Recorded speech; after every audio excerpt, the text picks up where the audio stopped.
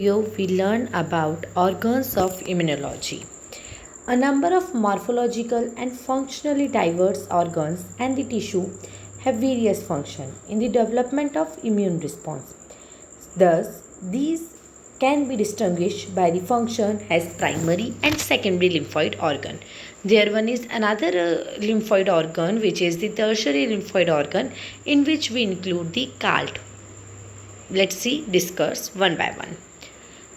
Lymphoid organs basically divide into two types, primary and secondary. Primary lymphoid organs include bone marrow, thymus, whereas secondary lymphoid organ include limbs, spleen, malta. These are the specific location on which the different types of the organs are situated in our body. Primary lymphoid organs. Lymphoid stem cell undergo the proliferation, differentiation and maturation into the B cell and the T cell. Acquire antigen specific reception or the receptor. After maturation of T and B cell migrate to the secondary lymphoid organ.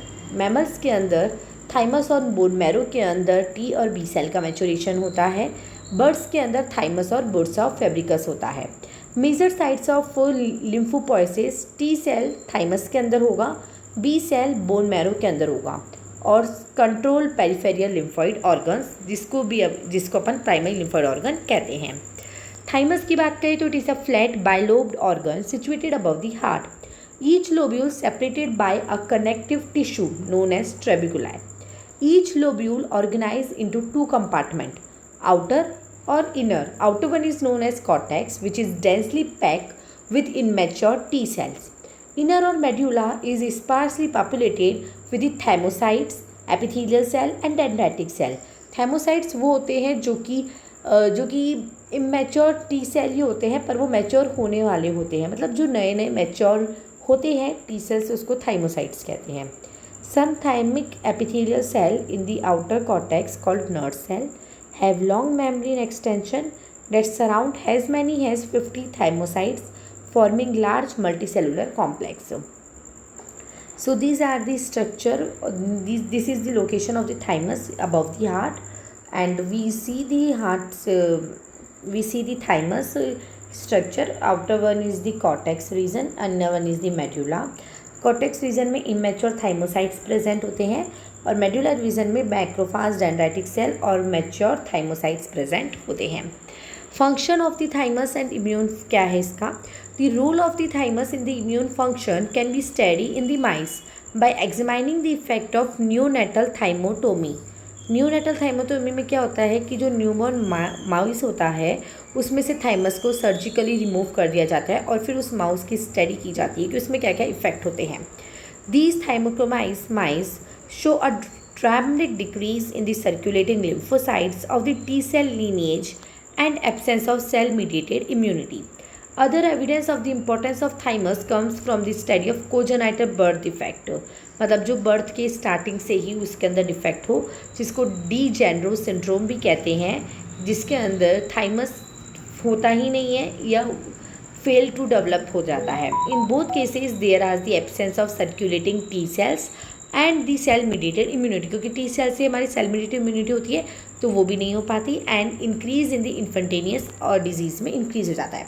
Now second one is the bone marrow. In human and mice B cell origin and takes place in the bone marrow. Arise from the lymphoid progenitor, immature B cells proliferate and differentiate within the bone marrow, and stromal cell within the bone marrow interact directly with the B cell and secrete various cytokines that are required for the development. Selection process occur on the basis of self-reaction antibody receptor. It is not the site of B cell maturation in all the species. Okay. Blood की stem cell की अगर बात करें तो basically हीमोटोपोइएटिक से stem cell होती है, जिससे कि दो में डिवाइड होता है, माइलॉइड स्टेम सेल और lymphoid stem cell. Lymphoid progenitor cell या lymphoid stem cells basically T lymphocytes और बी लिम्फोसाइट्स में मेजरली डिफ्रेंशिएट होती है. नेक्स्ट एक और भी डिफ्रेंशिएट होती है, that is the natural killer cell, जिसको अपन आगे के डिटेल में पढ़ेंगे. बर्ड्स के अंदर जहाँ पे बी सेल का मैचुरेशन होता है या डिफ्रेंशिएशन होता है वो होता है बुर्सा ऑफ फेब्रिकस, उसमें बोन मैरो के अंदर नहीं होता. Bursa of Fabricius, gut associated lymphoid organs birds के अंदर होती है। लिम्फ एपिथेलियल टिश्यू होता है। Hind gut of the chickens multiply and differentiate into the B lymphocytes. Immunoglobulin synthesis भी इसी के अंदर होता है।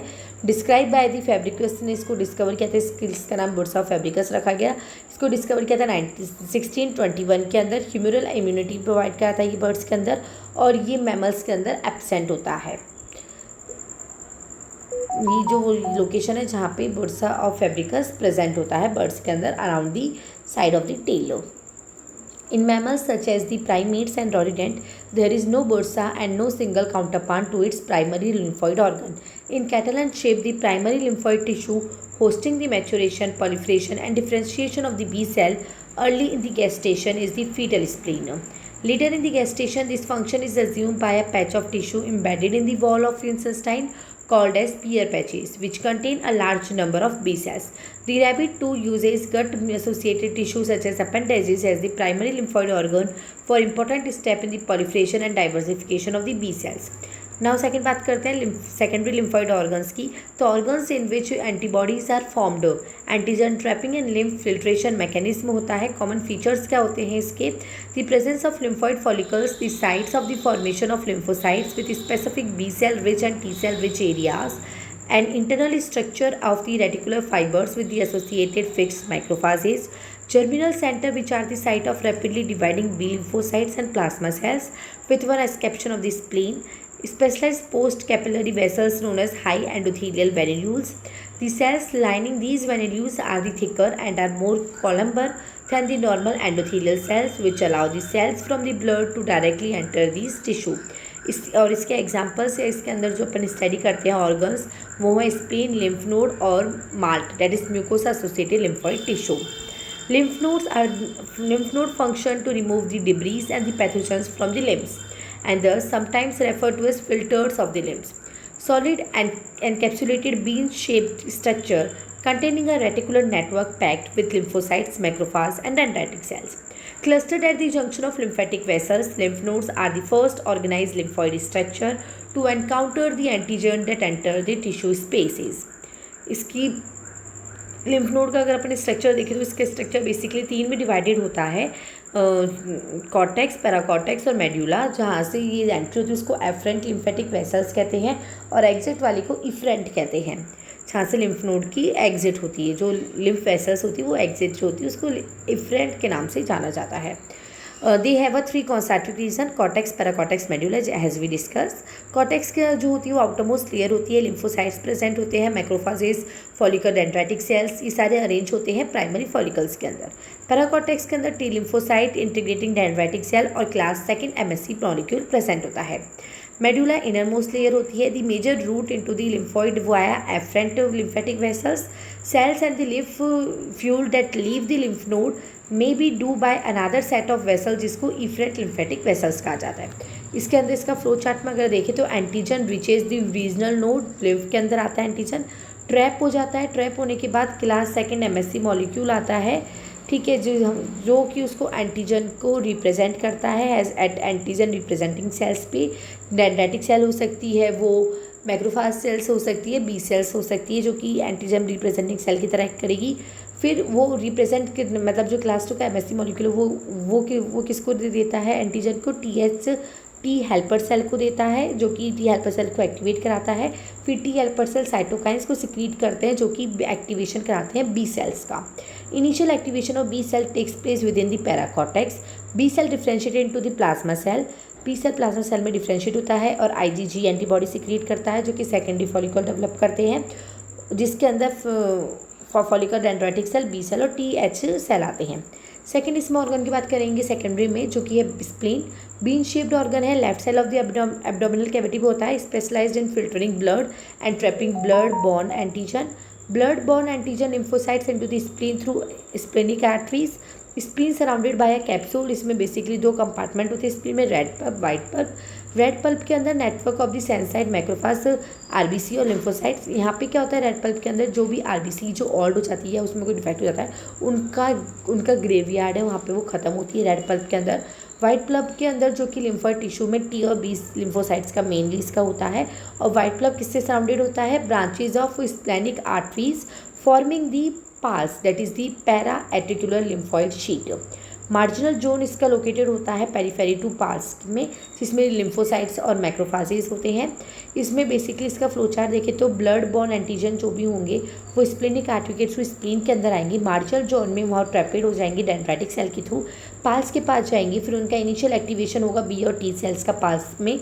डेंड्राइटिक सेल्स कैप्चर करेंगे एंटीजन को, कंबाइंड करेंगे एमएससी मॉलिक्यूल सेकंड के साथ और टीएस सेल को एक्टिवेट करेंगे, वो फिर बी सेल को एक्टिवेट करेगा। प्राइमरी फॉलिकल मार्जिनल जोन में बनेंगे, सेकेंडरी जो फॉलिकल होंगे वो जर्मिनल सेंटर की तरफ आके बनेंगे और रैपिडली डिवाइडिंग बी सेल्स होगी। प्लाज्मा सेल्स जो बी सेल्स है वो हमारी इफेक्टिव प्लाज्मा सेल्स बनाएगी और वो प्लाज्मा सेल हमारी एंटीबॉडी का प्रोडक्शन करेगी, जो कि हमारे एंटीजन स्पेसिफिक एंटीजन को किल करने का काम करेगी। ओके, नेक्स्ट अपन ये स्प्लीन का स्ट्रक्चर है। नेक्स्ट अपन बात करते हैं चिल्ड्रंस के अंदर स्प्लिटोमा होती है, जिसमें increase the bacterial synapsis phenomena और इन्फ्लुएंस होते हैं। अडल्ट के अंदर स्प्लिटोनी के द्वारा ब्लड बॉर्न इन्फेक्शंस ज़्यादा फैलने लग जाते हैं। नेक्स्ट अपन बात करते हैं माल्ट की, that is the mucosa associated lymphoid tissue. It consists of aggregated of lymphoid follicles directly associated with the mucus membrane. Mucus membrane हमारे नोज़ के हेयर्स में, जो हमारा रेस्पिरेटरी ट्रैक है उसमें, हमारे गैस्ट्रोइंटेस्टाइनल ट्रैक में, ब्रेस्ट टिश्यू में, लंग्स में, आइज़ में, सब में ये हमारी म्यूकस लेयर की हमारी बाउंडेड होती है। पियर पेचिस एक टाइप का माल्ट है जो कि स्मॉल इंटेस्टाइन में होता है, स्पेशली इंपॉर्टेंट होता है immune response against the ingested substance. जो अपन फूड के साथ जो भी हम एंटीजन हमारी बॉडी के थ्रू जा रहा है उसको देखने के लिए पियर्स पैचेस आते हैं। माल्ट के कुछ एग्जाम्पल होता है जैसे ब्राल्ट जो कि bronchial associated lymphoid tissue, GALT gut associated lymphoid tissue, tonsil, Peyer patches और अपेंडेजेस। इसमें antigen transported across the mucus membrane by the M cell that is the macrophage cell, activated B cell in the follicle, differentiate into plasma cell. ये IgA antibody secrete करता है जो कि transported होती है epithelial cell से, वो secretary antigen human में जाती है और इंटरैक्ट करती है एंटीजन के साथ। नेक्स्ट टॉन्सिल, इसका लैटिन मतलब होता है टॉन्सा, stake up on the shore at the entrance to GI track. First peripharyngeal adenoid, second tubal, second palatine tonsil, one लैग्यून्यूलम। ह्यूमन के टॉन्सिल की 4 लोकेशंस हैं जो जहाँ ये प्रेजेंट होती है उनके अलग अलग नाम के साथ। Peyer patches are found in the ileum that is the small intestine की wall opposite to the mesentery. इसमें वहाँ पे पियर पैचेस प्रेजेंट होते हैं, ये उसका क्रॉस सेक्शन दिखाया गया है। नेक्स्ट इसमें बात की है कि कैसे हमारे एंटीजन आते हैं और कैसे हमारी इम्यूनिटी और बी सेल हमारे उसको रिकॉग्नाइज करके प्लाज्मा सेल बना के IgA एंटीबॉडी बना के उस एंटीजन को किल करने का काम करते हैं। Next appendages, worm like projection of the human large intestine, 10 to 15 centimeter long up to the 8 mm in diameter. The lamina propria contain dense diffuse lymphoid tissue packed with some 200 lymphoid follicle. ये basically हमारे जो हमारे पूर्वज होते थे उनमें पाया जाता था, अभी पाया नहीं जाता। अपेंडेजेस वर्सटाइल ऑर्गन है पर इसमें वॉर्म लाइक प्रोजेक्शन होता है जो कि हमारे लिम्फॉइड फॉलिकल्स इसके अंदर अभी भी हैं। ये उसकी लोकेशन है। Thank you. If you like, please subscribe my channel and share to it.